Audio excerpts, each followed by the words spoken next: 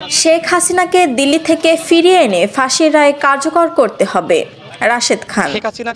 সুলতান আল এনামের ভিডিওচিত্রে বিস্তারিত।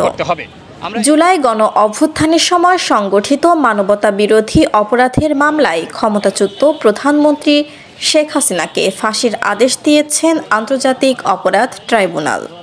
এতে সন্তুষ্টি প্রকাশ করেছেন গণ অধিকার পরিষদ। সোমবার বিকেলে ঝিনাইদহ শহরের হামদো এলাকায় নির্বাচনী গণসংযোগকালে তিনি সন্তুষ্টি প্রকাশ করে।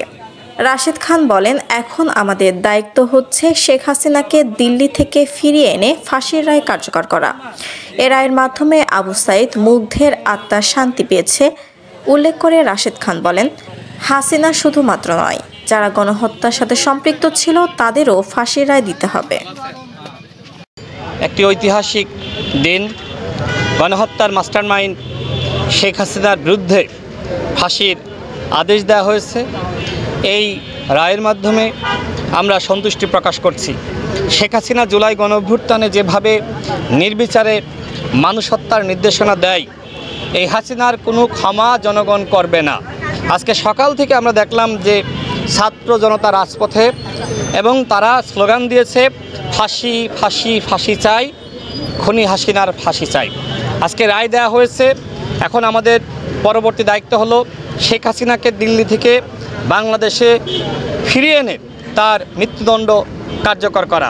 আইন উপদেষ্টার পক্ষ থেকে বলা হয়েছে যে তারা ভারত সরকারকে আবারও চিঠি দিবে। আমরা মনে করি দ্রুত সময়ের মধ্যে যদি সম্ভবপর হয়, এই সরকারের আমলেই শেখ হাসিনাকে বাংলাদেশে ফিরিয়ে আনতে হবে এবং তাকে ফাঁসিতে ঝুলিয়ে উপযুক্ত শাস্তি নিশ্চিত করতে হবে।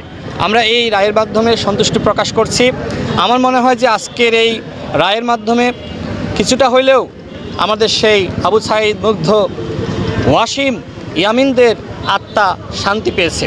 যেভাবে মানুষকে গুলি করে হত্যা করা হয়েছে, মায়ের বুক খালি করা হয়েছে, আমার বোনকে স্বামীহারা করা হয়েছে, আমি মনে করি যে হাসিনা শুধুমাত্র নয়, যারা ডামি এমপি ছিল অন্যায় করেছে, যারা ছাত্রলীগ, যুবলীগ সন্ত্রাসকে পালন করেছে, যারা গণ অভ্যুত্থানের সময়ও যারা জনগণের কাছে ক্ষমা চায়নি, সেই আওয়ামী লীগ তথা ডামি এমপিদেরকে আমরা ক্ষমা করতে পারি না। আজকে হাসিনার রায় দেওয়া হয়েছে, পরবর্তীতে যারা আরও অন্যায়কারী, জুলুমকারী, যারা গণহত্যার সাথে সম্পৃক্ত ছিল, তাদেরও ধাপে ধাপে রায় দেওয়া হবে এবং পরবর্তীতে যে সরকারি ক্ষমতায় আসুক না কেন, তাদের কাছেও আমাদের দাবি থাকবে যে এই যে ধারাবাহিকভাবে শুরু হয়েছে হাসিনার মধ্য দিয়ে আজকে তাদের শাস্তি প্রদান করা, এইটার জন্য ধারাবাহিকতা থাকে।